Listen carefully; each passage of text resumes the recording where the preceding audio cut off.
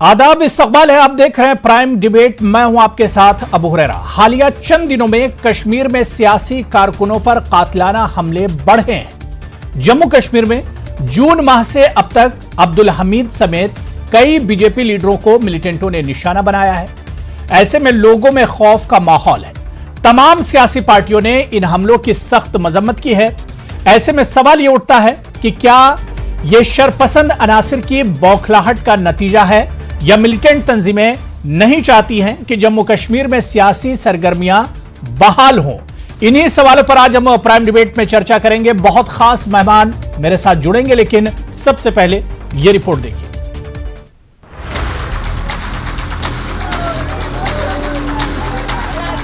जम्मू कश्मीर में मजबूत होती जमहूरियत से शरपसंद अनासिर में बौखलाहट है। इसी के चलते मुख्तलिफ मिलिटेंट तंजीमें जन्नत को जहन्नम बनाने की साजिश रच रही हैं। कश्मीरी अवाम में खौफ पैदा करने के लिए मिलिटेंट तंजीमें सियासी लीडरों और कारकुनों को निशाना बना रही हैं, जबकि सिक्योरिटी एजेंसियां लगातार इन साजिशों को नाकाम बनाने में जुटी हुई हैं। हालिया दिनों कई सियासी कारकुनों पर हमले हुए हैं, जिसके चलते कई कारकुनों और लीडरों ने अपने ओहदों से इस्तीफा दे दिया है। जम्मू कश्मीर के बडगाम जिले के ओमपुरा इलाके में दहशतगर्दों ने बीजेपी कारकुन अब्दुल हमीद को गोली मार दी। जम्मू कश्मीर बीजेपी के सदर रविंदर रैना ने बडगाम में बीजेपी कारकुन की हलाकत की मजम्मत की है। पाकिस्तान के कायर आतंकवादी लगातार बौखलाहट के अंदर इस प्रकार की आतंकवादी हमले कश्मीर के अंदर कर रहे हैं। जम्मू कश्मीर की जनता जानती है कि इन आतंकवादियों ने, पाकिस्तानियों ने, अलगाववादियों ने पिछले 30 सालों में जम्मू कश्मीर को बर्बाद किया है। बेगुनाह लोगों की हत्याएं की हैं। भारतीय सेना, हमारे पैरामिलिट्री फोर्सेस और जम्मू कश्मीर पुलिस जिस तरीके से चुन चुनकर इन आतंकवादियों का सफाया कर रहे हैं, उससे ये आतंकवादी बौखलाहट में हैं और इस प्रकार की कायराना और दरिंदगी भरी घटनाएं कर रहे हैं।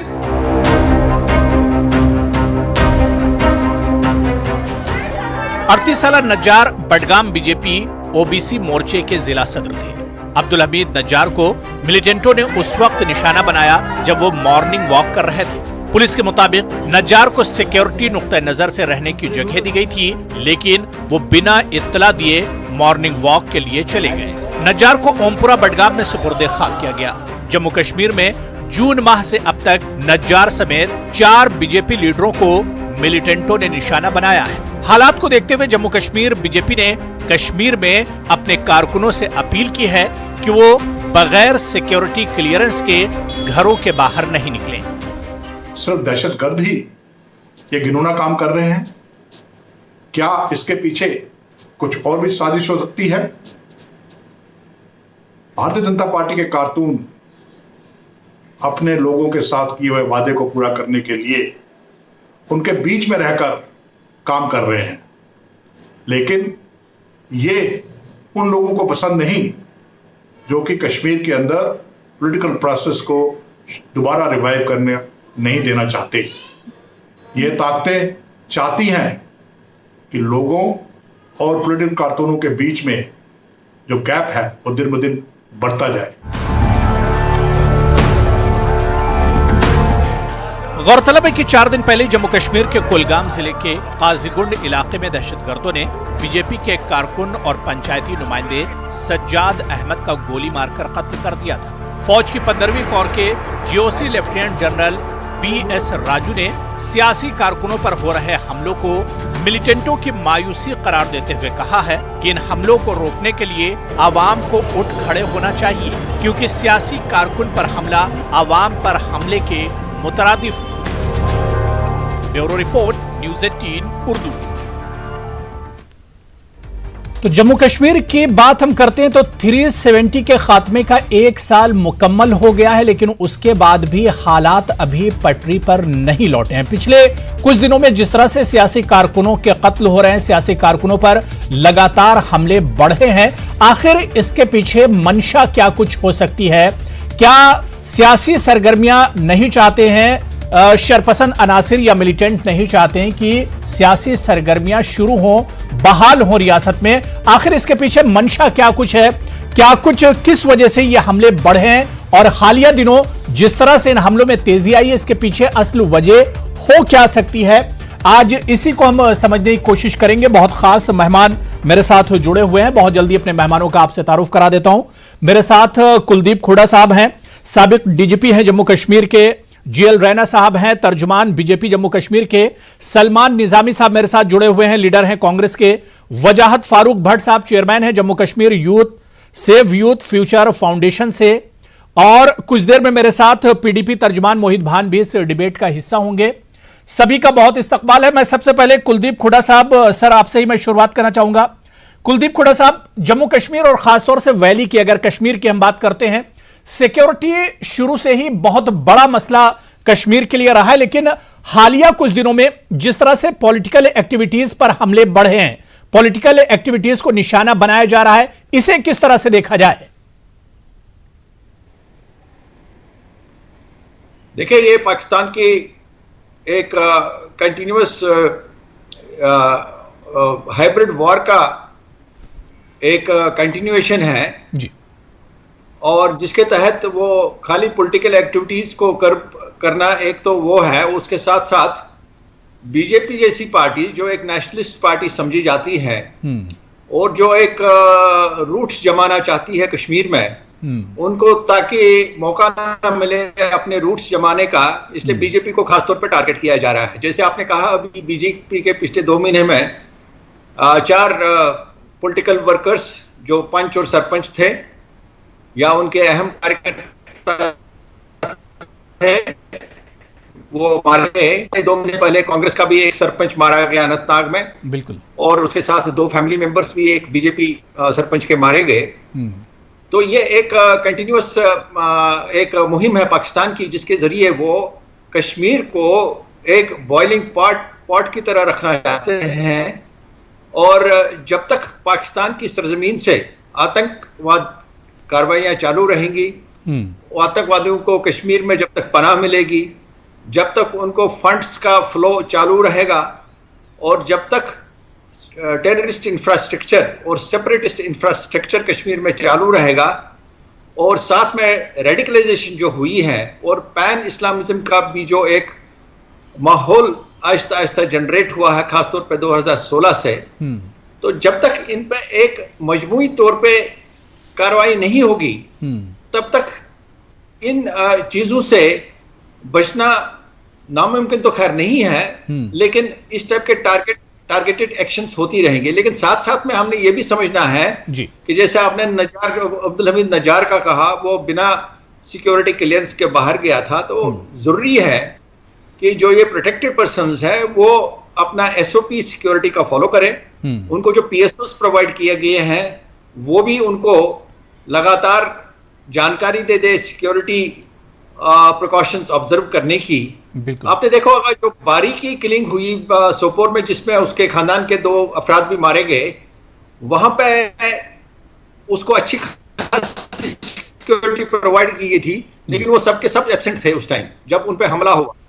तो इसलिए एक मजमूई तौर पे कार्रवाई लेनी है जिसमें प्रोटेक्टेड पर्सन्स को भी एजुकेट करने की जरूरत है, और साथ साथ में जो उनको सिक्योरिटी का बंदोबस्त दिया गया है उसको भी स्ट्रेंथन करने की जरूरत है, और उन पे निगरानी और उन पे सुपरविजन करना भी बहुत जरूरी है। और जहां तक पंचेस और सरपंचेस का ताल्लुक है, जिनको आजकल टारगेट बनाया जा रहा है, उसकी एक खास वजह यह है जी कि डेमोक्रेसी को ग्रास रूट्स तक जाने के लिए पंचायत इलेक्शन करवाने जो बड़ी देर से टल रहे थे वो करवाए गए, बड़े अच्छे माहौल में सक्सेसफुली करवाए गए, और टेररिस्ट के खिलाफ कार्रवाई भी हुई जिसमें अहम उनके टेररिस्ट कमांडर मारे गए। इसलिए एक आतंकवादियों में बौखलाहट भी है और वो अपना ग्राउंड रिट्रीव करना चाहते हैं और सॉफ्ट टारगेट्स को करते हैं। जहां जो डिफिकल्ट टारगेट्स है जैसे सिक्योरिटी फोर्सेस हैं, वहां पे वो अटैक तो नहीं कर पाते हैं, वहां पे वो मारे जाते हैं, इसलिए वो सॉफ्ट टारगेट्स को चुनते हैं। और इसलिए जरूरी है कि हम सॉफ्ट टारगेट्स को एक्सपोज ना होने दे वहां पे कि सिक्योरिटी का एक बड़ा ब्रीफ तरीके पे कहूंगा कि सिक्योरिटी में खाली इंडिविजुअल सिक्योरिटी इसमें रोल नहीं अदा कर सकती है। आप कितने लोगों को सिक्योरिटी प्रोवाइड कर सकते हैं? बिल्कुल, पंचों और सरपंचों की तादाद बहुत ज्यादा है कश्मीर में, इसलिए एक सिक्योरिटी ग्रिड को मजबूत करना है और एरिया सिक्योरिटी को भी प्रमोट करना है, एरिया सिक्योरिटी को भी स्ट्रेंथन करना है, उससे हमारी ओवरऑल रिक्वायरमेंट जो है इंडिविजुअल सिक्योरिटी की वो ऑटोमेटिकली कम हो जाएगी। ये एक प्रोफेशनल तरीका है सिक्योरिटी को मजबूत करने का। अगर आपकी एरिया सिक्योरिटी अच्छी हो तो इंडिविजुअल सिक्योरिटी की बहुत कम जरूरत पड़ती है। तो इन तमाम मसलों पे विचार करना होगा, इनको ग्राउंड पे इंप्लीमेंट करने की बड़ी जरूरत है। बिल्कुल, यानी सिक्योरिटी पर दोबारा से एक तरह से गौर फिक्र करने की जरूरत है, जिस तरह के बंदोबस्त होते हैं, और कहीं ना कहीं ये दहशतगर्द और मिलिटेंटों की एक बौखलाहट है जो अब इस तरह से जाहिर हो रही है। मैं खुदा साहब दोबारा आपके पास आऊंगा, मैं जुएल रैना साहब आपके पास आना चाहूंगा। सर, जिस तरह से खुदा साहब ने बहुत तफसील में सारी चीजें बताई कि आखिर किस वजह से ये हमले बढ़े, किस लिए ये अटैक आजकल हो रहे हैं, लेकिन जिस तरह से जम्मू कश्मीर और खासतौर से कश्मीर वैली की हम बात करें, अब बीजेपी ने अपने कदम एक तरह से जमाना शुरू किए हैं, तो क्या कहीं ना कहीं दहशतगर्दों की या जो इनके आका हैं, जो सरपरस्त हैं, वो अब उनके अंदर एक बौखलाहट है, उनके अंदर एक परेशानी हो रही है बीजेपी के कदम बढ़ते हुए देखकर? निश्चित रूप से, क्योंकि आपने देखा होगा, एक तो जब हमारी मेंबरशिप हुई लगभग 7 लाख के मेंबर्स हमारे कश्मीर वैली में बने हैं, और ये मीडिया में रिपोर्ट भी हुआ। इतना ही नहीं, जब 5 अगस्त को जब ये जो 370 के 1 साल पूरा हुआ, तो भारतीय जनता पार्टी के कारकुनों ने हर जगह पर जश्न मनाया, इसको सेलिब्रेट किया, लोगों के साथ मिलकर सेलिब्रेट किया। तो ये जो लोगों के साथ लगातार जो हमारा राबता रहा, इन स्पाइट ऑफ कोविड-19 जो महामारी के बीच में भी, इसमें भी जो हमने लोगों को, हमारे जो साथी है, सहयोगियों ने जो लोगों की खिदमत की है, सेवा की है इस बीच में, चाहे वो खाना पहुंचा कर, चाहे वो बाकी मास्क डिस्ट्रीब्यूट करके, तो ये जो पब्लिक के साथ राबता हमारा जो रहा, कॉन्स्टेंटली जो रहा, इसमें निश्चित रूप से ये अपोनेंट्स को, टेररिस्ट, उनके आकाओं को भी, और जो ओवरग्राउंड वर्कर्स है उनके, या जो ओवरग्राउंड लीडर्स है, उनको भी निश्चित रूप से इससे खतरा लाहक महसूस होता है। और इसलिए वो डराने के लिए 4 लोगों को मारकर 40 लोगों को, 4000 को डराएंगे, इस प्रकार का वो माहौल क्रिएट कर रहे हैं। ये हमने 90 में भी देखा है, ये बाद में भी देखा है। निश्चित रूप से इसके पीछे भारतीय जनता पार्टी के pro people, pro poor policies और जो उनके साथ लाइव इंटरेक्शन जो लोगों के साथ हमारा रहता है, उसका नतीजा है। लेकिन रैना साहब, सिर्फ बीजेपी पर तो हमले हो नहीं रहे हैं, कांग्रेस कारकुन पर आपको याद होगा 2 महीने पहले जिस तरह से पंडिता पर हमला हुआ था, उनका मर्डर किया गया था। तो जो पॉलिटिकल पार्टी है, सारे पॉलिटिकल पार्टीज के जो लीडर या जो एक्टिविस्ट हैं, कारकुन जो हैं, सभी पर इस तरह के हमले पीछे होते रहे हैं। हाँ, बिल्कुल, मैं उसको डिनाई नहीं कर सकता, क्योंकि हकीकत यही है। और हकीकत ये है कि जिस प्रकार से यहाँ पर जो अभी खुड़ा साहब भी बोल रहे थे कि पंचायती राज को जो मजबूत करने की कोशिश की होगी, मुझे मालूम नहीं कि देश में और किस जगह पर पंचायत मेंबर्स के लिए भी CDF रखा गया है। यहाँ पर एक अभी जो हमारे LG एडमिनिस्ट्रेशन ने एक 25 लाख का कॉन्स्टिट्यूएंसी डेवलपमेंट फंड एक ब्लॉक लेवल पर अवेलेबल करा दिया पंचायत मेंबर्स को एम्पावर करने के लिए, उनकी अथॉरिटीज को बढ़ाने के लिए इतना बड़े अहकाम दिए गए। तो इससे ये तो हुआ है ना कि ग्राउंड लेवल पर, चाहे पंचायत मेंबर सारे भारतीय जनता पार्टी के तो नहीं है, तो एक तो ये जो ग्राउंड लेवल पर जो पॉलिटिकल एक्टिविटी और लोगों के साथ जो बैक टू विलेज हुआ, जो प्रोग्राम हुआ 2 बार हुआ, तो लोगों का जो उनको जो 30 साल से गुमराह किया जा रहा था, उसमें से निकलने की जो अब है, वो जो लोगों की इच्छा प्रकट होती जा रही है, तो उससे डरकर इसीलिए उसको स्कटल करना के लिए इसमें निश्चित रूप से, हाँ, इस बार बीजेपी के कार्यकर्ता ज्यादा मारे गए, ये भी हकीकत है, लेकिन बाकी पॉलिटिकल पार्टीज के वर्कर्स पर भी हमले होते हैं, उसको भी डिनाई नहीं किया जा सकता। ठीक है, मेरे साथ इस बीच मोहित भांजी, स्पोक्स पर्सन है PDP के, वो भी जुड़ चुके हैं। मोहित भांजी, आपका भी बहुत इस्तकबाल है न्यूज़ 18 उर्दू में।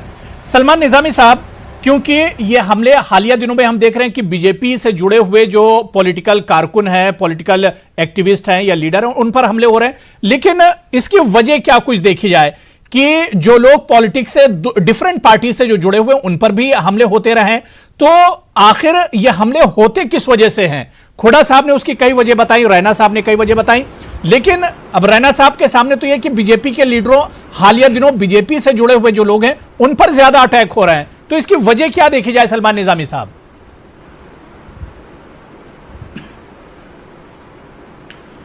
देखिए, जम्मू कश्मीर, पर्टिकुलरली कश्मीर जो है, ये मैं नहीं कहूंगा कि हमले जो हैं आज ही हुए हैं, ये कई सालों से हो रहे हैं और कई जो मेन स्ट्रीम लीडर्स हैं, वर्कर्स हैं, उन्होंने अपनी जानें दी हैं इन हमलों में। हुड्डा साहब बैठे हैं, ये डीजी हैं, बहुत ही काबिल तरीन अफसर रहे हैं जम्मू कश्मीर में, और इनके टेनवर में आप चिनाब वैली देखिए जो जम्मू प्रोविंस में है, या पीर पंचाल रीजन जो है जम्मू कश्मीर के जम्मू प्रोविंस में है, वहां मिलिटेंसी जो है 0% है आज। वो कांग्रेस के टाइम पे हुआ है, उस वक्त 370 भी था और 35A भी था, मिलिटेंसी भी जम्मू कश्मीर में थी। लेकिन किस तरीके से टैकल किया गया, ये थे चीफ मिनिस्टर गुलाम नबी आजाद साहब थे, और किस तरीके से हैंडल की गई सिचुएशन। ना लोगों को परेशान किया गया, ना इंटरनेट बैन किया गया, ना मोबाइल बैन किए गए, और जम्मू कश्मीर में मिलिटेंसी भी खत्म हुई और खुशहाली भी थी, तरक्याती काम भी हो रहे थे, डिग्री कॉलेज हमने सैंक्शन किए, स्कूल बने, PHCs बनी, तहसीलें बनी, रोड बन रहे थे, ब्रिज बन रहे थे, अस्पताल बन रहे थे, मेडिकल कॉलेज। तो सलमान निजामी साहब सीधे सीधे क्या लीडरशिप की कमी मानते हैं? इस तरह के जो हमले हो रहे हैं, क्या लीडरशिप की कमी आप मानते हैं? बिल्कुल। देखिए सबसे बड़ा फेलियर जम्मू कश्मीर में यह था कि पब्लिक के जो सेंटिमेंट्स हैं उसके खिलाफ जो है वो एक सरकार बनाई गई। पहले PDP और BJP की सरकार थी जो जम्मू कश्मीर की आवाम ने पहले ही रिजेक्ट किया था, फिर भी 3.5 साल सरकार चली, और आज जो है, आज 3 गवर्नर जो है जम्मू कश्मीर में 1 साल में चेंज किए गए। और खुद ही आप भाजपा के लीडर जो है वो कह रहे हैं कि जो मुर्मू साहब थे उनका जम्मू कश्मीर में कोऑर्डिनेशन नहीं था ब्यूरोक्रेसी के साथ, और जम्मू कश्मीर में तरक्याती काम करने के लिए ना कांग्रेस ने रोका, ना PDP ने रोका, ना NC ने रोका BJP को आज के टाइम पे, और ना ही अपोजिशन ने इनको कोई भी काम करने के लिए रोका, ना 370 ने रोका, ना 35A ने रोका। तो ये एक्सक्यूज है, ये सीधा सीधा फेल हुए हैं। जम्मू कश्मीर में अब कत्लेआम खत्म होना चाहिए और लोगों को कॉन्फिडेंस में लेना चाहिए, और लोग जब तक आपके साथ नहीं होंगे, आप कब तक लोगों को इस तरीके से ट्रीट करेंगे कि वो जो मेन स्ट्रीम लीडर हैं आपने उनको भी अभी तक नजरबंद किया है। तो मेन स्ट्रीम लीडर को जब तक आप पूरा छोड़ेंगे नहीं, जब तक उनसे बातचीत नहीं करेंगे, तब तक क्या मसला हल होगा? ये तो आप मुझे लगता है कि आप एक चांस दे रहे हैं चाइना को, पाकिस्तान को कि आइए आप अपना जो प्रोपेगेंडा है वो जम्मू कश्मीर में लागू करिए। जब मेन स्ट्रीम लीडर जो हैं, जो हिंदुस्तान के साथ जुड़े हैं, उनको आपने नजरबंद किया, उनकी आप बात सुनते नहीं हैं, वो बोलते हैं, उनको आप धमकाते हैं, तो जम्मू कश्मीर में फिर मेन स्ट्रीम में बचेगा कौन?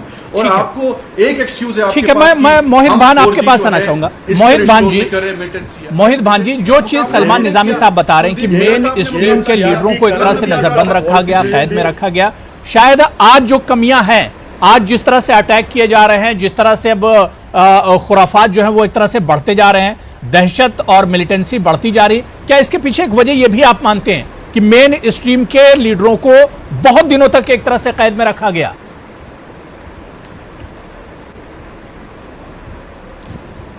देखिए, नहीं, मैं इसके पीछे मेन स्ट्रीम के लीडरों को कैद में रखा गया, इसकी वजह से ये कत्लेआम हो रहा है और या ये खौफजदा माहौल फैलाया जा रहा है, इसका इन दोनों चीज़ों का कोई आपस में लेना देना नहीं है। मेन स्ट्रीम के लोगों के लिए किसी ने बंदूक उठाकर बाहर लड़ाई नहीं छेड़ रखी है, तो ये कहना तो बिल्कुल दुरुस्त नहीं रहेगा कि ये मेन स्ट्रीम लीडर्स की बंद की वजह से हुआ है। लेकिन इसकी पीछे बैकग्राउंड में जाना पड़ेगा। जब ये पंचायती चुनाव मरकज़ी सरकार ने ऐलान किया इन पंचायती चुनाव का, हमने इसका खंडन किया, हमने इसको रिजेक्ट किया था। उस रिजेक्ट करने की कई वजहें थी। एक तो बेशक 370 और 35A के बारे में कोई क्लैरिटी नहीं थी, वो एक बेसिक वजह थी, लेकिन उससे भी बड़ी वजह इसकी ये थी कि जो 30 साल के हालात हमने जम्मू कश्मीर में कश्मीर के हवाले से देखे हैं, वहाँ जहाँ हमें चंद जो mainstream political ministers, MLAs, district presidents थे, उनको सिक्योरिटी देना, उनको सिक्योर रखना, ये एक चैलेंज बन गया था। उसके एवज में 25,000 पंचायती पंच सरपंचों को सिक्योरिटी देना हमारे लिए एक बहुत बड़ा चैलेंज था, और हम नहीं चाहते थे कि हम कुछ जो हमें बार बार कहा जाता है कि ग्रास रूट डेमोक्रेसी के खिलाफ थे, हम ग्रास रूट डेमोक्रेसी के खिलाफ नहीं थे, लेकिन हम किसी आम इंसान को, हम किसी पंच सरपंच को झूठे ख्वाब दिखाकर उसको मरने के लिए छोड़ देना नहीं चाहते थे। हम चाहते थे कि जब तक एक इंफ्रास्ट्रक्चर यहां पे ऐसा नहीं बन जाता है जहां पे कि हम हमारे पंचेस को, सरपंचेस को एक प्रॉपर सिक्योरिटी इंफ्रास्ट्रक्चर प्रोवाइड कर सके, उनको एक प्रॉपर सिक्योरिटी, अपनी उनकी जान की रक्षा करने का एक इंफ्रास्ट्रक्चर दस्तयाब कर सके, तब तक ये पंचायती पोल नहीं होने चाहिए थे। बहरहाल मरकजी सरकार ने इसका बहुत डिंडोरा पीटा कि हमने बड़े सक्सेसफुल चुनाव किए। रैना साहब ने अभी बताया 25 लाख रुपए कॉन्स्टिट्यूंसी डेवलपमेंट फंड दिया। 12,000 सीटें अभी तो उस पंचायती चुनाव में खाली है। दूसरी चीज जगह हम देख रहे हैं कि कैसे पंच सरपंचों की जान खतरे में है, रोज उनके ऊपर हमले हुए हैं। फिर हम देखते हैं कि उसके डर की वजह से, उस खौफ की वजह से, उस सिक्योरिटी के एहसास की वजह से कई सारे पंच सरपंच रिजाइन कर रहे हैं। तो फिर इस पूरी इतनी बड़ी एक्सरसाइज करने का फायदा क्या हुआ? जो बुनियादी चीज जिसके ऊपर हमें काम करना चाहिए था कि हमारे को एक सिक्योरिटी इंफ्रास्ट्रक्चर बढ़ाना चाहिए था, हमें हालात को सुधारने की कोशिश करनी चाहिए थी, हमारे को हर स्टेक होल्डर को एक टेबल पे लाकर बात करनी चाहिए थी, एक प्रोग्रेसिव माहौल बनाना चाहिए था, उसके बाद चुनाव लड़ने चाहिए थे। हमने बाकी जो इंपॉर्टेंट चीजें थी उनको तो पहले हमने एक ताकचे पे रख दिया, एक शेल्फ पे रख दिया, और उसके बगैर जो गैर जरूरी काम थे उनको हमने पहले कर दिया, और अब हम सारे बैठ के छाती ठीक है। इस पर मोहित भाई और हम बात करेंगे। वजाहत फारूक साहब, मैं बहुत छोटा सा एक रिएक्शन आपसे चाह रहा हूं कि डेमोक्रेसी और जमहूरियत की हम बात तो करते हैं, लेकिन जिस तरह से जो लोग हमारी डेमोक्रेसी को जिंदा करने के लिए, जमहूरियत को जिंदा करने के लिए अपनी जानें दे रहे हैं, क्या वाकई में आपको लगता है कि एडमिनिस्ट्रेशन और सरकार की तरफ से दावे तो जरूर किए जाते हैं, लेकिन जो चीजें होनी चाहिए जमीनी तौर पर उनमें कहीं ना कहीं कमी रह जाती है, जिसकी वजह से इस तरह के वाकयात लगातार बढ़ रहे हैं?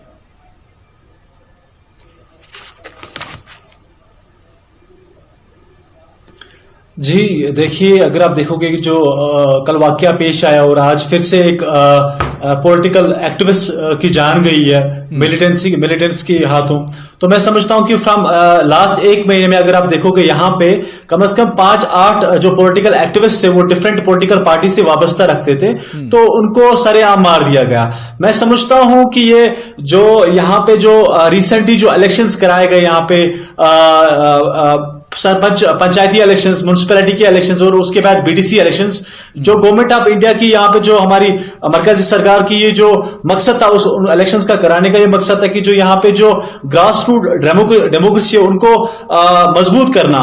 तो मैं समझता हूं कि वो कहीं ना कहीं हद तक वो कामयाबी हुए उसमें। तो मुझे लगता है कि ये उस चीज की मतलब ये रेस्पॉन्स मतलब ये उसका ये आपको नतीजा मिल रहा है कि अगर आपने यहाँ पे इलेक्शंस कराए उसके बाद आपके पास उन लोगों के लिए कोई सिक्योरिटी का अरेंजमेंट कराने का कोई चीज ही नहीं है, आपने उनकी सिक्योरिटी के लिए कुछ करा ही नहीं है। तो तभी इसकी वजह से आप मुझे बताइए कि फ्रॉम लास्ट एक महीने से यहाँ पे ज्यादा से ज्यादा 5-8 यहाँ पे पॉलिटिकल एक्टिविस्ट की जाने गई है। और दूसरी बात मैं समझता हूं कि यहाँ पे गवर्नमेंट ऑफ इंडिया ने after the abrogation of article 370 के बाद यहाँ पे ये वादे किए थे कि आप देखिए यहाँ पे डेवलपमेंट होगा, यहाँ पे बहुत सारी चीजें आपको नई नई चीजें आपको देखने मिलेगी। आप मुझे पता है डेवलपमेंट की आप बात तो साइड में रखिए, आप मुझे बताइए जो आपके रिप्रेजेंटेटिव हमने यहाँ के लोगों ने चुने, आप उनको सेफ नहीं, उनकी सेफ्टी के लिए कुछ नहीं कर पा रहे हो। उनकी दिन दिहाई में उनका कत्ल हो रहा है और कोई कुछ नहीं कर रहा है, ये कंटिन्यूसली जा रहा है। आप मुझे बताइए, अगर आपने डेमोक्रेसी आपको ग्रास रूट डेमोक्रेसी आपको मजबूत करनी है, आज तो फिर से यहाँ पे एक पॉलिटिकल एक्टिविस्ट की जान गई है और कहीं मतलब यहाँ पे स्टेटमेंट सारे जिन्होंने रेजिग्नेशन दिया है। मैं समझता हूं कि ये सिक्योरिटी की एक लैप्स है जो उनकी कमी आ रही है, हमें देखने को मिल रहा है। और जो हमारी जो गवर्नमेंट हमारी जो यहाँ की सरकार है, गवर्नमेंट एडमिनिस्ट्रेशन, उनकी तरफ से मुझे लग रहा है कि बिल्कुल। मैं कुलदीप खुड़ा सर आपके पास आना चाहूंगा। जो बातें पॉलिटिकल जो हमारे पैनलिस्ट हैं, जो बातें इन लोगों ने बताई, 2-3 चीजें मुझे समझ में आ रही हैं। कुलदीप खुड़ा साहब, अब अगर हम इस तरह के हालात की बात कर रहे हैं, क्योंकि वैली में खासतौर से जब चुनाव हुआ करते थे उस वक्त पॉलिटिकल मर्डर इस तरह के होते थे, आम बात थी, काफी इस तरह के वाकयात होते थे। लेकिन अब सूरत हाल जो है, जो सिचुएशन है सर, बहुत बदल चुकी है। 370 के बगैर इस तरह के हालात हैं और अभी चुनाव नहीं हो रहे हैं, उस हालत में पॉलिटिकल लोगों पर अटैक हो रहे हैं। देखिए, जैसे मैंने कहा कि एक बात तो यह है कि डेमोक्रेसी को आगे बढ़ाना है और कि नहीं बढ़ाना है, उसके लिए पंचायत इलेक्शन करवाने जरूरी थे। और ये एक गवर्नमेंट के खाते में जाता है, एक बड़ी अच्छी अचीवमेंट है कि इलेक्शन करवाए गए, पंच सरपंच चुने गए, हालांकि बहुत जगह खाली है, उन पे भी चुनाव करने की गवर्नमेंट सोच रही है।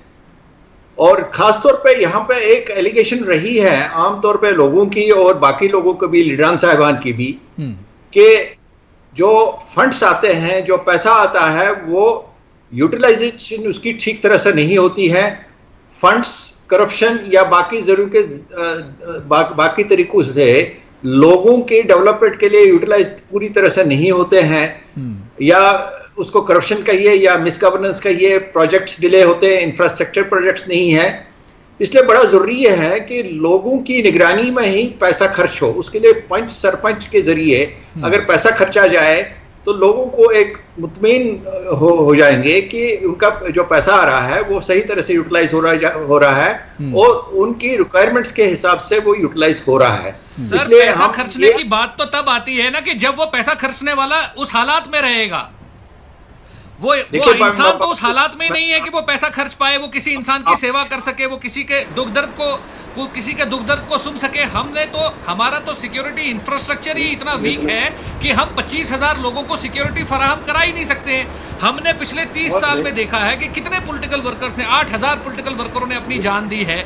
हम जब 8,000 लोगों को सिक्योरिटी नहीं फराहम कर पाए तो हम 25,000 लोगों को कहां से दे सकते हैं? हमारे को ग्राउंड इश्यूज को देखना है, हमें ये देखना है कि हम ठीक है। मोहित भांजी, कुलदीप साहब, जहां पे सिक्योरिटी कुलदीप साहब जवाब दे रहे हैं, सुन लीजिए। सरपंच अपने लोगों का काम करे। इसका मतलब ये नहीं है कि मैं रैना साहब आ रहा हूँ, मतलब ये कि मैं जीएल रैना साहब, मैं आपके पास भी आ रहा हूँ, खुदा साहब बात पूरी कर ले, मैं आ रहा हूँ, एक एक करके सबके पास आ रहा हूँ जी। तो रैना साहब, आप क्या चाहते हैं कि भाई आप अपने नहीं, ठीक है मोहित भांजी मैं आ रहा हूँ आपके पास, मोहित भांजी आ रहा हूँ, बच्चों को मरने के लिए सड़कों पे छोड़ दीजिए ना। मोहित भांजी मैं आ रहा हूँ, मरने के लिए सड़कों पे चले जाए और आप उसका तमका। मोहित जी मुझे सुन पा रहे हैं आप?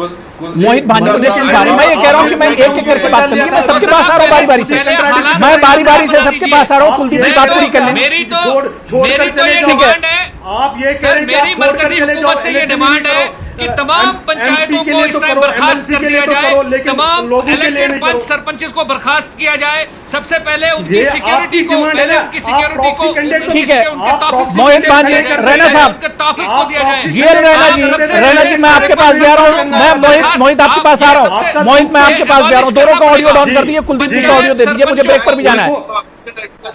कुलदीप हुड्डा जी बात पूरी कर लीजिए। हुड्डा सर आप बात पूरी कर लीजिए। तो कह रहे थे ऑडियो कम कर दीजिए, ऐसे डिबेट नहीं होते हैं। नहीं बिल्कुल, आप सर आप बात पूरी कर लीजिए। ऐसे डिबेट नहीं होते, ये सिविलाइज तरीका नहीं डिबेट करने का। जहां तक पॉलिटिकल वर्कर्स की किलिंग का ताल्लुक है, ये 8,000 की बात कर रहे हैं, मेरे पास पूरे डिटेल्स हैं। सबसे ज्यादा मैक्सिमम पॉलिटिकल किलिंग्स 2002 में हुई और 104 टोटल हुई है, और 2003 में घट के ये 52 हो गई। और अगर ये देखा जाए 2016 में ये सिर्फ 2 तक पहुंची थी, जस्ट 2। अब इस साल ये 5 हो गई है, वो सरपंच और 5 की, जिसमें 4 बीजेपी के हैं, 1 कांग्रेस के हैं। तो सबसे कम, बल्कि 2015 में ये 0 पे पहुंच गई थी। मैं आपको ये बताऊं, 2008 इलेक्शन की बात हो रही है, 2008 और 2014 में जो इलेक्शन हुए है, असेंबली इलेक्शन, उसमें 2008 में 6,783 इलेक्शन रैलीज हुई, 6,783 इलेक्शन हुई और एक भी पॉलिटिकल किलिंग नहीं हुई। इसी तरह से 2014 के इलेक्शन में 8,900, सर, क्योंकि हालात साजगार थे, क्योंकि हालात अच्छे थे, हालात ऐसे नहीं थे जैसे आज हैं। अरे बात सुनिए, अननेसेसरली इंटरवेंशन करके ना डिस्टर्ब कर रहे हैं। इस पर मुझे ब्रेक पर जाना है। मैं कुलदीप हुड्डा साहब आपके पास दोबारा से आऊंगा, मुझे ब्रेक पर जाना है, और मैं सबसे रिक्वेस्ट कर रहा हूं कि एक एक करके बात कर लीजिए ताकि बात समझ में आए। टेक्निकल प्रॉब्लम बहुत ज्यादा है, अगर बीच में आप इंटरप्ट करेंगे तो बात समझ में भी नहीं आती है। मुझे बहुत छोटा सा ब्रेक लेना है, लेकिन जिस तरह के हालात हैं, यह जाहिर सी बात है कि कश्मीर के लिए और पूरी वैली के लिए बहुत अलार्मिंग है। इस तरह के हालात से बाहर कैसे निकला जाए? अब कश्मीर को जहन्नम से जन्नत तो फिर से कैसे बनाया जाए, कैसे फिर से कश्मीर की जो वादी है वो सरसब्ज और शादाब हो, इसी पर हम बात करेंगे। मसले का हल कैसे हो, इस पर बात करेंगे। छोटा सा ब्रेक लेंगे, फौरन हाजिर होते हैं।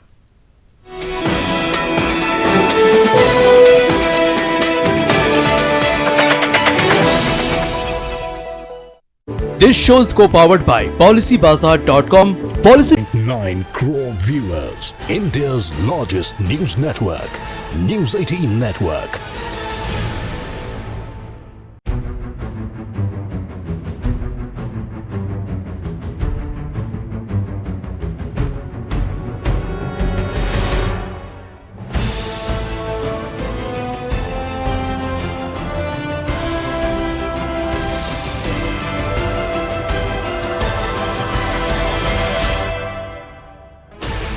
Sixteen channels, 15 languages, 26 states, 1200 plus reporters, 66.9 crore viewers. India's largest news network, News 18 Network.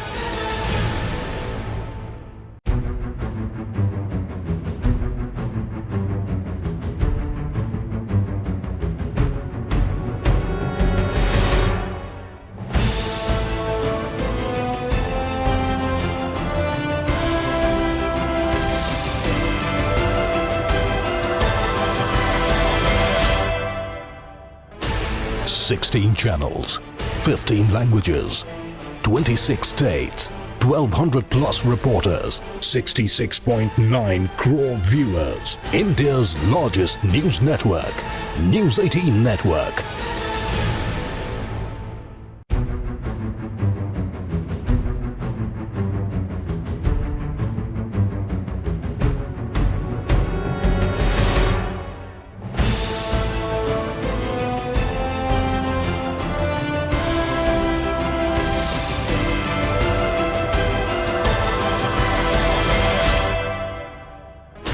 Sixteen channels, 15 languages.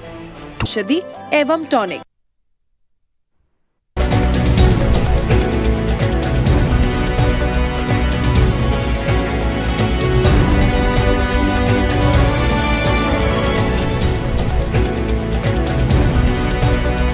इस न्यूज हेडलाइंस के प्रायोजक सच्ची सहेली, महिलाओं के लिए सबसे भरोसेमंद औषधि एवं टॉनिक।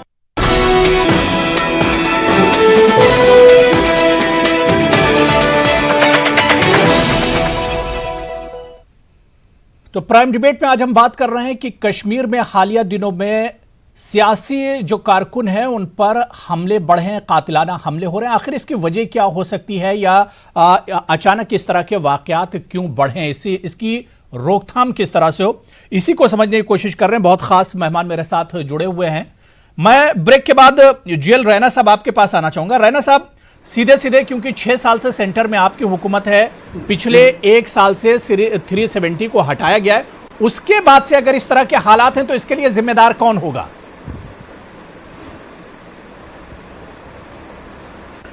देखिए, पहले तो मैं जो पहले बार चाहे कांग्रेस के रिप्रेजेंटेटिव थे या पीडीपी के, उन्होंने इसको सियासी रंग देना शुरू कर दिया जो उनकी आदत है, और चीन को बीच में लाया। सुप्रीम कोर्ट को पूछना पड़ा कांग्रेस पार्टी से, आपने कौन सा एमओयू साइन किया, ये बता दीजिए। ये इनका स्वाभाविक सा इंटरेस्ट भारत और बीजेपी के खिलाफ या मोदी के खिलाफ में इतना चला जाता है, एंटी इंडिया चले जाते हैं वो। यहां पर वो खुद कंट्राडिक्ट कर रहे हैं खुद को कि जी हम चुनाव इसलिए नहीं कर रहे थे कि हम सिक्योरिटी प्रोवाइड नहीं कर रहे हैं। हमने कोशिश करी, इन्होंने चुनाव का जिन्होंने बाइकआउट किया, प्रॉक्सी कैंडिडेट्स खड़े कर दिए। देखिए, हम मानते हैं कि हालात ठीक नहीं है, शायद एक फैक्टर कंप्लेसेंसी भी था जो खुड़ा साहब ने कहा कि इनको सिक्योरिटी एसओपीज को भी फॉलो करना चाहिए था। मैं शायद मानता हूं कि हम तसल्ली कर बैठे हैं कि शायद आज माहौल ठीक है, अब हम बाहर निकल सकते हैं, रिस्क ले सकते हैं, नहीं लेना चाहिए।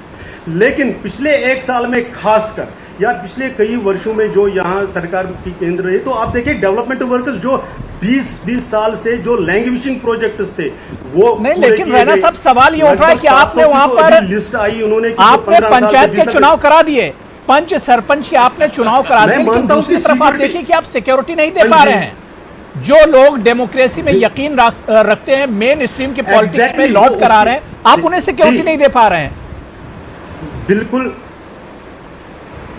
हाँ, इसके लिए जहां लैप्सेस रही हैं, जहां कमियां रही हैं, उसको दूर करना हम सब की रिस्पॉन्सिबिलिटी है। आपने देखा कि हमारे चाहे ऑर्गेनाइजिंग सेक्रेटरी हो, चाहे प्रेसिडेंट साहब हो, मैं आ रहा हूं मोहित खान, आ रहा हूं दोबारा ये लेकर के हर एक पॉलिटिकल वर्कर को कैसे हम सिक्योर कर सकें, उस पर ये इशू कर रहे हैं। तो ऐसा नहीं है कि हमने नहीं कहा, हमारे ऑर्गेनाइजिंग सेक्रेटरी ने तो एक बार अपनी सिक्योरिटी इसलिए छोड़ दी क्योंकि भाई आप पंचायत मेंबर्स को सिक्योर नहीं कर सकते तो मैं सिक्योरिटी लेकर क्यों करूंगा। श्रीनगर में उन्होंने अपनी सिक्योरिटी छोड़कर वो ऑटो में अपने ऑफिस चले गए। तो हम इसको कंसर्न को समझते हैं, लेकिन हमें सिक्योरिटी एजेंसीज के भी कॉन्स्ट्रेंट्स को अंडरस्टैंड करना होगा। एक दो वाक्य से पूरा मामला नहीं जुड़ा हुआ है। रैना साहब, एक दो वाक्य की मिसाल मत दीजिए आप। यहाँ पर आप देखिए कि हजारों का मामला है, 25,000 पंच और सरपंच होते हैं। ये एक बहुत बड़े, इसको बड़े कैनवस में आप देखिए, पूरे कश्मीर की बात कीजिए। एक दो वाक्य में इसको मत निपटाइए। मोहित भान जी, आप कुछ कहना चाह रहे हैं? मैं सलमान निजामी आ रहा हूं उसके बाद। मोहित भान जी, नहीं, इसलिए नहीं, सुनिए इसको एक आधी लाइन मुझे पूरे करनी दीजिए। इसका मतलब यही तो है कि पूरे इलाके को भी सिक्योर करना होगा। इंडिविजुअल सिक्योरिटी आप प्रोवाइड नहीं कर सकते हैं। ठीक है मोहित भान जी, देखिए रैना साहब ने बात की, खोडा साहब ने बड़ी अच्छी बात की कि 2002 में 6,000 किलिंग्स हो गई, 2015 में 0 पे आ गए, 2018 में 10-15 किलिंग्स हो गई। तो पिछले 30 साल से हम जानते हैं कि हालात साजगार नहीं है। हर कोई हुकूमत जो हमने यहाँ पे आज तक गुहारें लगाई है वो हमने ये कही है कि हालात वादी में ऐसे साजगार होने चाहिए ताकि हमें सिक्योरिटी की जरूरत नहीं पड़े, हमें किसी भी चीज की जरूरत, हम इंसान कोई भी अपने किसी कोई बात बीजेपी की तरफ से लड़ना चाहता है, कोई कांग्रेस से लड़े, कोई पीडीपी से लड़े, कोई एनसी से लड़े, जिसको भी खिदमत करनी है लोगों की, वो एकदम बेखौफ होकर सड़कों पे निकले और वो खिदमत करे। लेकिन बीजेपी ने इसको एक चुनावी उन्होंने पीडीपी, एनसी, कांग्रेस, बीजेपी को छोड़कर हर पार्टी पे उन्होंने ब्लेम कर दिया कि भाई ये ग्रास रूट डेमोक्रेसी नहीं चाहते। लेकिन असली बात तो ये है ना कि आप 25,000 लोगों को मरने के लिए नहीं छोड़ सकते हैं सड़कों के ऊपर ताकि हम ग्रास रूट डेमोक्रेसी का जो नारा है इसको हम साजगार कर दें। ये हम लोगों की आंखों में धूल झोंके कि हमने जी इलेक्शन करा दिए। इलेक्शन जिस मां का बच्चा मर गया, जिस बच्चों के सर से बाप का साया हट गया, उनके घर में जाकर पूछिए ग्रास रूट डेमोक्रेसी क्या होती है। जिनके घर में आज खाना खाने के लिए कोई पूछता नहीं है, उनके घर में पूछिए आप जाकर कि ये किस डेमोक्रेसी की आप बात कर रहे हैं। मेरा एक मरकजी हुकूमत से मेरी हाथ जोड़ के गुजारिश है कि जितने भी पंच सरपंच हमारे इस टाइम इलेक्टेड हैं, हमारे को एक नोटिस निकालकर उनको उन इलेक्शंस को नल एंड वाइड करना चाहिए, उनको खारिज करना चाहिए और एक सिक्योरिटी का माहौल साजगार करने के लिए एक ऐसा माहौल बनाना चाहिए। आपने main stream leaders, elected chief minister अभी पीएसए के अंदर डिटेंशन में है, आप डेमोक्रेसी की बात करते हैं, आप कहते हैं हालात ठीक है। फारूक अब्दुल्ला साहब ने 5 अगस्त को एक नॉर्मल सियासी मीटिंग बुलाई, उनको बोला कि भाई आइए बात करते हैं, सारे एक सियासी हालात का जायजा लेते हैं। उनको घरों से बाहर नहीं आने दिया, किसी सियासी लीडर को घर से बाहर आने नहीं दिया। आप कौन सी बात कर रहे हैं कि हालात साजगार हो गए? आप बोलते हैं 25 लाख रुपए हमने ब्रिज के लिए दे दिए, 2,000 करोड़ उसके लिए दे दिए। रैना साहब, मैं आपको बता दूं, ये इस टाइम यहां पे फसल का समय है, चावल है ना, गेहूं लगाया जाता है, चावल लगाया जाता है, कनालों के अंदर पानी सूख गया है, नलकों के अंदर पानी नहीं आता है। ये जितना पैडी क्रॉप है ये सूख के बसम हो गया है और एडमिनिस्ट्रेशन के कान पे जू नहीं रोक रही है। ठीक है, सलमान निजामी साहब भी बात कर रहे हैं, बिजली की सप्लाई 24 घंटे बराबर नहीं मिलती है। आप 25 हजार करोड़ की बात करते हैं। सर आप दे दीजिए, मैं फैक्ट दे दूंगा, मैं आपको ईमेल कर देता हूं सारे इलाकों की डिटेल्स। मैं आप मुझे आपका ईमेल आईडी एसएमएस कर दीजिए, मैं एक इलाके का। आप जम्मू में बैठ के सियासत ना करें ना सर, आप कश्मीर में आइए, आप घूमिए। गेहूं कहां पर लगाई जाती है? नहीं, आप गेहूं, अरे सर आके देखिए, लगाई जाती है। अरे सर आके देखिए, सारे आबी जमीन जितना आबी जमीन है वो खुश्क हो गया है, सारी फसल खराब हो गई है, घरों के अंदर पानी। दोषी बारिश के लिए नहीं, लेकिन बिल्कुल बारिश नहीं हुई, ये कुदरत का लेकिन बीजेपी का जिम्मेवारी नहीं, मैं एडमिनिस्ट्रेशन की बात कर रहा हूँ। जिस एडमिनिस्ट्रेशन के लिए लाइन लगाकर आप गवर्नर को बोलते हैं ये हमारा बंदा है, वो एडमिनिस्ट्रेशन जिम्मेवार है। उनको इरिगेशन वो एडमिनिस्ट्रेशन में आप बोलते हो ये गवर्नर हमारा बंदा है, इसलिए मैं बीजेपी का नाम ले रहा हूँ। ये भी बोला था कि तिरंगे को कंधा देने वाला कोई नहीं रहेगा। आपने नहीं बोलने के लिए नहीं, मैं तो सच बोल रहा हूँ। आप कल सुबह कश्मीर आ जाइए, आप सुबह का जहाज पकड़ के कल सुबह कश्मीर आ जाइए, मैं आपको गाँव घुमाऊंगा, आप भी उठा लीजिए एजेंडा और आप भी घूम लीजिए गाँव में। हम देखते हैं हालात कितने अच्छे हैं, आपको भी हालात की सच्चाई पता चल जाएगी, हमें भी हालात की सच्चाई पता चल जाएगी। इसमें तो कोई झूठ बोलने की बात ही नहीं है ना। ठीक है, मैं सलमान निजामी साहब आ रहा हूँ। मोहित भान, आपकी बात हो गई, रैना साहब मैंने आपको टाइम दे दिया, बात हो गई, अब सुन लीजिए आप लोग। ठीक है, बात हो गई। मोहित भान, मैंने बहुत टाइम दे दिया आप दोनों लोगों को। अपने वर्करों से पूछिए ना। जो मोहित जी, मैंने टाइम दे दिया। मैं सलमान निजामी साहब आपके पास आ रहा हूँ। सलमान निजामी साहब, अगर इस तरह के हालात रहेंगे तो सबसे पहले जिस पर तमाम पैनलिस्ट का इत्तेफाक है, सब मानते हैं कि डेमोक्रेसी और जमहूरियत का नुकसान है। कश्मीर में सबसे पहले डेमोक्रेसी की बात होती है और यह जिम्मेदारी तमाम पार्टियों की बनती है कि तमाम पार्टियां हालात से किस तरह से निपटे। जिस तरह के हालात बनते जा रहे हैं, आए रोज कोई ना कोई इस तरह की खबर आती है कि पॉलिटिकल किसी लीडर को, किसी कारकुन के ऊपर अटैक होता है, तो ये तो तमाम पार्टियों के लिए अलार्मिंग है। सलमान निजामी साहब, इसमें तमाम पार्टियों को सोचना होगा। देखिए, मैंने किसी के बीच में नहीं बोला, मुझे 2 मिनट का टाइम दीजिए। जम्मू कश्मीर में अभी जो भाजपा के दिग्गज जो नेता हैं वो दावा कर रहे हैं हमने इलेक्शन करवाया, हमने वो करवाया, ये करवाया। क्या इलेक्शन करवाया आपने? सरपंच जो जम्मू कश्मीर में आज आपने करवाए हैं, पहले तो पार्टियों ने बाइकआउट किया, मेन जो पार्टियां जम्मू कश्मीर की, चाहे कांग्रेस हो, पीडीपी और एनसी हो। और जो इलेक्शन आपने करवाया, एक सरपंच को सिर्फ 2 वोट आए, 3 वोट आए। जब कांग्रेस के टाइम पर सरपंच का इलेक्शन हुआ था 20,000, 30,000, 40,000 की लीड से जीते थे। आज आप म्युनिसिपैलिटी का इलेक्शन करवाते हैं, 3 वोट लिए, जो श्रीनगर का जो कॉर्पोरेटर है उसको 2 वोट मिले, वो जीत गया। इसको आप बोलते हो आपने कामयाब किया? जम्मू कश्मीर में कामयाबी है आपकी? आपको शर्म आनी चाहिए। एमपी को कितने मिले? ये बहुत बड़ा एक शर्म का एक सलमान साहब, एमपी आपको भी शर्म मैंने बीच में नहीं बोला, सुनने की क्षमता के लिए सुनिए। मैंने बहुत सुना वोट पड़े आपका, मैंने बहुत सुना। नहीं, आप अरे छोड़िए, मेरी बात सुनिए। आप मिर्ची क्यों लगी आपको? आप मेरी बात सुनिए, मैंने बीच में नहीं आपके बोला। एमपी इलेक्शन में क्या आप बीच में मत बोलिए, आप मुझे सुनिए। आप अभी मैंने 1 वोट बोल दिया, आप सही बोलेंगे ना, गलत जब आप बोलेंगे उसको मैं कह रहा हूं। जब आप गलत छोड़िए, आप सिक्योरिटी की बात कर रहे हैं, मिर्ची नहीं लगी, आप गलत बोलेंगे उसको। आप मुझे बताइए, पार्लियामेंट्री इलेक्शन का भी परसेंटेज बता दीजिए। मैं बोलूंगा नहीं फिर सुनिए मेरी बात। जब कांग्रेस के टाइम पे इलेक्शन होते थे उसकी परसेंटेज क्या है वो आपको मालूम है।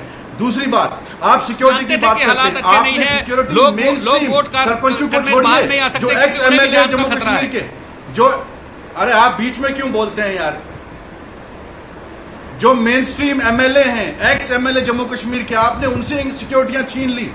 आपने जम्मू कश्मीर में हर एक शख्स जो मेन स्ट्रीम में है, जो हिंदुस्तान के साथ जुड़ा हुआ है, उसको आपने सिक्योरिटी विड्रॉ की है। मैं आपको अपनी पार्टी के लोग बोलूंगा, सोपोर सबसे मिलिटेंसी अफेक्टेड रीजन है, वहां का एक्स एमएलए हाजी रशीद, उसको आपने सिक्योरिटी विड्रॉ की। हमारा पीसीसी प्रेसिडेंट है जीए मीर, उसकी आपने सिक्योरिटी विड्रॉ की। क्या बोल रहे हैं आप?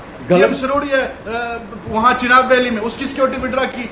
आपने जानबूझ के मौका दिया है आतंकवादियों को, मिलिटेंट्स को, मेन स्ट्रीम लीडर को मारिए हिसाब से। हेलो, या आप समझिए, आपने सिक्योरिटी जानबूझ के विड्रॉ की। अजय पंडिता की विड्रॉ आपने, अजय पंडिता 1 साल आपको बोलता रहा मुझे सिक्योरिटी दो, सिक्योरिटी दो, आपने क्यों नहीं दी उसको सिक्योरिटी? आपने जानबूझ के, आपने हुर्रियत के लीडर को सिक्योरिटी दी है, आपने मेन स्ट्रीम लीडर से सिक्योरिटी छीनी है। आपने दावा किया 370 के बाद जम्मू कश्मीर में मिलिटेंसी खत्म हो जाएगी। आज कैसे बढ़ गई मिलिटेंसी? क्या हुआ आज आपका वादा? आज क्यों मिलिटेंसी? आप बोल रहे थे बिल्कुल खत्म हो जाएगी मिलिटेंसी जम्मू कश्मीर से। कैसे? रैना साहब इसका जवाब देंगे। मैं कुलदीप खुड्डा साहब बहुत देर से वेट कर रहे हैं, मैं उनसे एक सवाल ले लेता हूं। कुलदीप खुड्डा साहब, जो बात सलमान निजामी कह रहे हैं कि ये माना जा रहा था और गवर्नमेंट का दावा भी था कि 370 खत्म होगा और उसके बाद मिलिटेंसी पर एक ब्रेक लगेगा, एक लगाम लगेगी, लेकिन सर पिछले 1 साल में आप क्या देखते हैं इस मिलिटेंसी के ग्राफ की अगर बात करें तो कितनी कमी आई है? क्योंकि ये वाकयात तो कम नहीं हुए, आज भी अटैक होते हैं, आज भी हमले होते हैं, आज भी लोग मारे जा रहे हैं। देखिए, 370 घटने का और सिक्योरिटी सिचुएशन इंप्रूव होने का जी प्रोफेशनली मैं कहूंगा आपस में कोई ताल्लुक नहीं है जी। जो टेररिज्म है ये प्रॉक्सी वार है, पाकिस्तान से इनिशिएट हुआ है, पाकिस्तान से चालू है, और जब तक पाकिस्तान के लिए ये एक कॉस्टली अफेयर नहीं बनाया जाएगा तब तक पाकिस्तान ये हाइब्रिड वॉर चालू रखेगा और वो जो 31 साल से चला रहा है वो 370 की वजह से कम नहीं करेगा, बल्कि उसने इजाफा करने की कोशिश की है। इस साल इन्फिल्ट्रेशन बढ़ाने की कोशिश की और बढ़ गई है। हालांकि उनके बहुत बढ़िया सर, बहुत बढ़िया, मैं दाद देता हूं, आपने ये सच्चाई बोली। नहीं, बात सुन लीजिए, मैं पॉलिटिक्स में नहीं जाना चाहता हूं, न मैं बीजेपी का हूं, न मैं पीडीपी का हूं, न मैं कांग्रेस का हूं। सर पॉलिटिक्स नहीं, लेकिन आपने सच्चाई तो बोली कम से कम। मैं अप्रिशिएट करता हूं, आपने सच्चाई बोला कि 370 और टेररिज्म का आपस में कोई लेना देना नहीं। सुनिए, जब तक पाकिस्तान के लिए एक मसला नहीं बनाया जाएगा,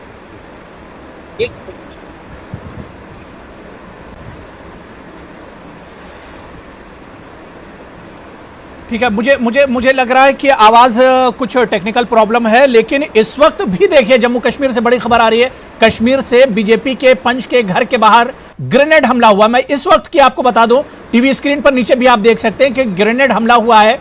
इसमें कोई जानी नुकसान नहीं हुआ है, लेकिन इस तरह के हमले लगातार बढ़ रहे हैं। पीडीपी तर्जुमान ने भी इसकी मजम्मत की है, पीडीपी लीडर हरबख्श सिंह ने इसकी मजम्मत की है।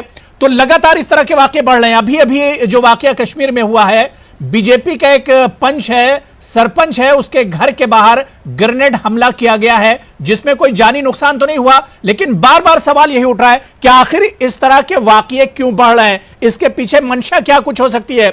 कुलदीप सर, मेरी आवाज आ रही है आप तक? हाँ जी, आ रही है सर। देखिए, अभी भी यह खबर आ रही है, एक बीजेपी के सरपंच के घर के बाहर ग्रेनेड हमला हुआ है। लगातार इस तरह के वाकये बढ़ रहे हैं। मैं अभी कह रहा था कि इन वाक़ात में कमी एक्सपेक्ट करना पॉसिबल नहीं है जब तक हम इसको स्क्वायरली और डायरेक्टली एड्रेस ना करें। इसमें मैंने यही कहा कि जहां पे हमने सिक्योरिटी ग्रिड को, जैसे मान लीजिए साउथ कश्मीर के इलाके हैं, खासतौर पे पुलवामा और कुलगाम, उन एरियाज में जो पंचों को और सरपंचों को रखना है, उनके लिए कुछ मखसूस एरिया नॉमिनेट किए जाए, आइडेंटिफाई किए जाए, उनको वहां रखा जाए, वहां पर उनको एरिया सिक्योरिटी दी जाए। और जब उन्होंने अपने गांव में जाना होगा, तब वो इंडिविजुअल सिक्योरिटी एक पूल मैसेज साथ ले सकते हैं। 25,000 पंचों और सरपंचों के लिए, या कश्मीर में ही अगर समझे हम उससे आधे तादाद में हैं, उनको इंडिविजुअल सिक्योरिटी प्रोवाइड करना नामुमकिन है, ये पॉसिबल नहीं है। लेकिन ये भी बात भी नहीं है कि हम सिक्योरिटी नहीं दे सकते हैं ताकि वो सिक्योर रहे और अपना काम भी कर सके। इसके लिए एक प्लान की जरूरत है और उस प्लान को इंप्लीमेंट करने की जरूरत है। जहां तक ऐसे हालात पैदा करने की जरूरत है कि जहां पे हर एक आदमी सिक्योर फील किया जाए, उसके साथ बहुत चीजें वाबस्ता है। उसमें कश्मीरी पंडित का रिटर्न भी उसके साथ जुड़ा हुआ है। बिल्कुल, आम लोगों का डेली लाइफ, उनकी जो हिफाजत है, उसका भी वो भी जुड़ा हुआ उसके साथ। उसके लिए बड़ा जरूरी है कि कश्मीर में इंटरनल स्टेप्स जो हैं, जैसे सिक्योरिटी फोर्स के ऑपरेशन है, वो बड़े अच्छे हो रहे हैं, पुलिस और आर्मी के, लेकिन उसके साथ साथ रेडिकलाइजेशन को एड्रेस करना है, सेपरेटिस्ट एक्टिविटीज को एड्रेस करना है, जो उनके पास फंड्स पहुंचते हैं उनको एड्रेस करना है, और पाकिस्तान के खिलाफ कार्रवाई करनी है, जैसे बड़ी बड़ी कंट्रीज करती हैं, यूएस करती है, या इजराइल भी करती है, या मैं कहूँगा कि कुछ ऐसी कंट्रीज भी करती है, छोटी कंट्रीज भी करती है, जो जहां पे आतंकवाद का सोर्स है उसको डायरेक्टली अटैक करते हैं। और हिंदुस्तान ने 2019 में जो बालाकोट स्ट्राइक्स की, वो इसका एक मुजाहिरा था कि हम एनिमी के टेरिटरी में जा सकते हैं और टेररिस्ट कैंप्स पे अटैक कर सकते हैं। वैसे एक्शंस लेना बड़ा जरूरी है, और जब तक ये पाकिस्तान को बात समझ नहीं आएगी, तब तक पाकिस्तान रुकेगा नहीं, और तब तक कश्मीर में हालात पूरी तरह से ठीक नहीं होंगे। सुधर सकते हैं, लेकिन पूरी तरह से ठीक नहीं हो सकते हैं। इसलिए एक कॉम्प्रिहेंसिव प्लान की जरूरत है और कॉम्प्रिहेंसिव एक्शन की जरूरत है, चाहे वो सिक्योरिटी। सर, लेकिन इस एक्शन पर तो हमेशा बात की जाती है, जिस कॉम्प्रिहेंसिव एक्शन की आप बात कर रहे हैं, सिक्योरिटी की बात कर रहे हैं, इस पर तो हमेशा बात की जाती है, लेकिन नतीजा सामने क्यों नहीं आता है कुलदीप साहब? लेकिन नतीजा इसलिए नहीं आता है कि हमने कोई अभी तक जैसे आप मुझे उसामा बिन लादेन के खिलाफ जैसे एक्शन किया, क्या हमने कोई एक्शन किया अभी तक हाफिज सईद के खिलाफ, या जैश ए मोहम्मद के चीफ अजहर मसूद के खिलाफ, दाऊद दरहम के खिलाफ? नहीं किया। इसी तरह जो आइडेंटिफाइड कैंप्स है, ट्रेनिंग कैंप्स है उनके पार, या लॉन्चिंग पैड्स हैं, उन पे कितने अटैक किए हैं हमने आज तक? नहीं किए। इसलिए वो एक्शन जब तक हम सोर्स तक नहीं जाएंगे, एड्रेस करने से सिक्योरिटी सिचुएशन इंप्रूव नहीं होगी, इंप्रूव थोड़ी बहुत हो सकती है, लेकिन सिक्योरिटी सिचुएशन बिल्कुल मामूल पे नहीं आ सकती है तब तक। जब तक ये ठीक है, मैं मोहित आपके पास आऊंगा, लेकिन वजाहत फारूक भट्ट वेट कर रहे हैं। मैं ये सिर्फ समझना चाह रहा हूं कि एक साल में आखिर बदला क्या? 370 को लेकर इतना ज्यादा हंगामा किया गया, उसे खत्म भी कर दिया गया कि शायद अब कश्मीर की एक नई शुरुआत यहां से होगी, लेकिन फिर बदला क्या जब इस तरह के अटैक हो रहे हैं? अभी भी देखिए खबर आ रही है कि बीजेपी के एक सरपंच के घर के बाहर ग्रेनेड फेंका गया है। तो इस एक साल में बदला क्या है फिर? बीजेपी के नहीं अबू जी, पीडीपी के सरपंच के घर के बाहर त्राल में ग्रेनेड अटैक हुआ है। ये बीजेपी के नहीं है, पीडीपी के सरपंच, पीडीपी के, बिल्कुल जी देखिए जो आपने बोला जो बदलाव क्या आया after the abrogation of article 370, मैं ये कहूंगा जी before this abrogation of article 370 हमसे ये वादे गए थे कि यहाँ पे जो ये मिलिटेंसी वो खत्म हो जाएगी, यहाँ पे डेवलपमेंट होगा। आप मुझे बताइए, आपने 25,000 यहाँ पे सरपंच और पंच है यहाँ पे आज, आप मुझे बताइए, आप डेवलपमेंट की बात करते हो, जो डेवलपमेंट करने वाले जिंदा नहीं रहेंगे, आप डेवलपमेंट से आप क्या एक्सपेक्ट करते हो कि यहाँ डेवलपमेंट हो जाएगा?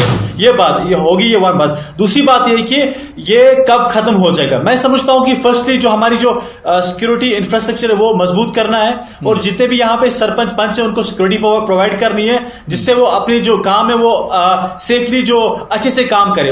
और सबसे बड़ी इंपॉर्टेंट बात यह है कि जितने भी हमारे यहाँ पे पॉलिटिकल पार्टीज है या पॉलिटिकल लीडर्स है, हमें जब भी कोई किलिंग होती है यहाँ पे, वो उस चीज को जब मिलिटेंट्स के हाथों कोई मर जाता है तो उस चीज को जस्टिफाई करते हैं, तो हमेशा टारगेट हो जाता है यहाँ के सिक्योरिटी फोर्स या मिलिटेंट, बट कभी वो उनकी जुबान से वो ये अल्फाज ही निकलते कि वो उस चीज को मजम्मत करे। ये सबसे बड़ी अनफॉर्चुनेट ये बात मजम्मत तो देखिए सबने की है। वजाहत साहब देखिए, ये इस तरह के अटैक तो बीजेपी लीडरों के अलावा कांग्रेस, और अभी देखिए जो अटैक हुआ है पीडीपी लीडर के घर के बाहर, तो मजम्मत तो सबने की है। आप देख लिए उमर फारूक अब्दुल्ला ने भी मजम्मत की है, और उमर अब्दुल्ला ने भी मजम्मत की, और इसके अलावा दूसरी जो पार्टियां उनके लीडरों ने भी, सबने मजम्मत की, कांग्रेस ने मजम्मत की, सबने मजम्मत की। क्योंकि यह खतरा तो सबके लिए बराबर है, खतरा यहां पर सबके लिए बराबर है। सलमान निजामी साहब, पीडीपी के लीडर के घर के बाहर अब देखिए ग्रेनेड हमला हुआ है, इससे पहले कांग्रेस का जो लीडर था उसका मर्डर कर दिया गया था, तो खतरा तो सबके लिए बराबर है। सलमान निजामी साहब जी बिल्कुल, सिक्योरिटी एंश्योर करना सरकार की जिम्मेदारी है, चाहे उसमें कांग्रेस हो, बीजेपी हो, पीडीपी हो। मैंने आपको कहा, मैं ऑन रिकॉर्ड आपको कहता हूं, मैं आपको एग्जांपल्स देता हूं कि कांग्रेस के जितने भी एक्स एमएलएस थे उनकी सिक्योरिटीज विड्रॉ की गई। अगर कल को उनके घरों पे हमला होता है तो कौन जिम्मेदार होता है? दूसरी बात मैं बताऊंगा, जम्मू कश्मीर में बीजेपी ने जम्मू कश्मीर को तबाह कर दिया है। मिलिटेंसी का मुकाबला पहले भी हुआ, बहुत मुश्किलों से कांग्रेस ने जम्मू कश्मीर में मिलिटेंसी ऑलमोस्ट खत्म की। चिनाब वैली में, पीर पंचाल में, कश्मीर में भी 2014 से जो आप ग्राफ देखें बहुत मिलिटेंसी कम हुई। मेरी पूरी जिंदगी निकल गई मिलिटेंसी कॉन्फ्लिक्ट को देखते देखते। अब सोचिए बच्चों का, जब माहौल ठीक था जम्मू कश्मीर में, अमरनाथ यात्री भी जा रहे थे, टूरिज्म भी पीक पे था, उसी वक्त 370 हटा दिया, स्टेट भी छीन ली गई और 35 से भी उड़ा दिया। हमने चिल्ला चिल्ला के बोला मत करिए खुदारा ये फैसला, ये उल्टा पड़ जाएगा। आज भाजपा के नेता मुझे कहते हैं कि हां ये जो है सही नहीं किया गया, हम इलेक्शन के चक्कर में पड़ गए कि हम जैसे 3 स्टेटों में इलेक्शन जीतेंगे, शायद 370 का जीएल रैना साहब वहां भी हार गए। रैना साहब, इस तरह के हालात पर काबू कैसे पाया जाएगा? सेंटर में आपकी गवर्नमेंट है और जाहिर सी बात है सेंटर के जेरे निगरानी अभी कश्मीर है, तो कश्मीर को कैसे बचाया जाए? कश्मीर के लोगों को, जो लोग डेमोक्रेसी में यकीन रखते हैं, उन लोगों को कैसे बचाया जाए? क्या इसी तरह के हालात चलते रहेंगे? देखिए, मैं एक चीज आप क्लियरली समझ लीजिए कि कश्मीर की जो मेजॉरिटी कम्युनिटी है वो पीस लविंग है, वो पीस चाहती है, लेकिन जो सियासी पार्टियां उसको सियासत बीच में लाती है, ये अनफॉर्चुनेट है। हम सब ने पॉलिटिकल पार्टी जो ऑर्गेनाइज जब तक जॉइंटली हम मुकाबला नहीं करेंगे इसमें से नहीं निकल सकते। यहाँ तो बीजेपी के बगैर दूध का दूल्हा कोई है ही नहीं। यहाँ तो सिर्फ बीजेपी दूध का दूल्हा है, बाकी तो सारे गुनाहगार हैं। गलत बयानी कर रहे हैं और देखिए सिक्योरिटी सर, आपका झूठ सुनने के लिए आपका ये बेबुनियाद झूठ सुनने के लिए तो मैं यहाँ बैठा नहीं हूँ। ठीक है मोहित भान हालात कैसे सुधरेंगे? मोहित की लाशों पे नहीं। ठीक है रैना साहब, बात हो गई। मोहित एक लास्ट कमेंट, हालात कैसे सुधरेंगे? जी मैं बताता हूं। ये सबके लिए देखिए अलार्मिंग है, ये डेमोक्रेसी के लिए भी अच्छा नहीं है। सुधारने के लिए जी हालात सुधारने के लिए हर चीज में टांग अड़ा देता है। रैना साहब आप सुन लीजिए। सबसे पहले तो जितने स्टेक होल्डर हैं तो ये कहना था कश्मीर के अंदर, तिरंगे को कंधा देने वाला नहीं था, ऐसे प्रोवोकेशन करने वाले लोग थे। ठीक है मोहित भान को ऑडियो दे दीजिए। दिखा दिए। ठीक है सर हम जवाब देंगे, फुर्सत में दूंगा मैं आपको जवाब। रैना साहब फुर्सत में उसका भी जवाब दूंगा मैं आपको। दूसरों पर दोष दे रहे हैं, अपनी पार्टी को आप संभाल नहीं पा रहे हैं, दूसरों को दोष दे रहे हैं आप। क्योंकि हमारी पार्टी के पीछे तो आप पैसों के झोले लेकर घूम रहे हैं ना। ठीक है, देखिए जो रूट जो मेन इशू है उसी पर बात होनी चाहिए थी, और ये बहुत अहम इशू है। ये बहुत अहम इशू है। सियासी पार्टियों को भी इस पर संजीदा होना पड़ेगा। एक दूसरे पर आरोप लगाना, ये इल्जाम लगाना, ये मसले का हल नहीं है। इस पर सभी को संजीदगी से सोचना होगा। मसला यह खतरा सभी के लिए बराबर है और सभी के लिए अलार्मिंग है। 370 हटने के बाद भी आखिर हालात बेहतर क्यों नहीं हो रहे हैं, यह सोचना पड़ेगा। सेंटर की गवर्नमेंट जो दावे करती थी कि 370 के बाद हालात बेहतर होंगे, अब उसे और ज्यादा सोचना होगा कि आखिर क्या कुछ मजीद क्या कुछ कदम उठाने जरूरी हैं, ताकि जो लोग मेन पॉलिटिक्स से जुड़ रहे हैं, मेन स्ट्रीम से जुड़ रहे हैं, उनके लिए एक राह हमवार की जा सके। डेमोक्रेसी और जमहूरियत को कैसे मजबूत किया जाए, यह सोचना होगा। और इसमें सबसे बड़ी जिम्मेदारी जम्मू कश्मीर की जो रिवायती जो पार्टियां हैं, उसमें बीजेपी को भी शामिल कर लीजिए। सबकी यह जिम्मेदारी बनती है कि किस तरह से हालात पटरी पर लाए जाएं। बहुत बहुत शुक्रिया कुलदीप खुड्डा साहब अपना कीमती वक्त देने के लिए, जीएल रैना साहब, मोहित भान जी, सलमान निजामी साहब और वजाहत फारूक भट्ट साहब, सभी का बहुत बहुत शुक्रिया प्राइम डिबेट में जुड़ने के लिए। आदाब।